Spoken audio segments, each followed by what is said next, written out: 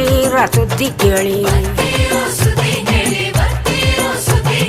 ಕೋಣ ಒಳಗೆ ಅವರ ಕಾಳು ಕುಣಿದಾಡ್ತಿದ್ದೋ ಕೋಣ ಒಳಗೆ ಅವರ ಕಾಳು ಕುಣಿದಾಡ್ತಿ ಸುದ್ದಿ ಕೇಳಿ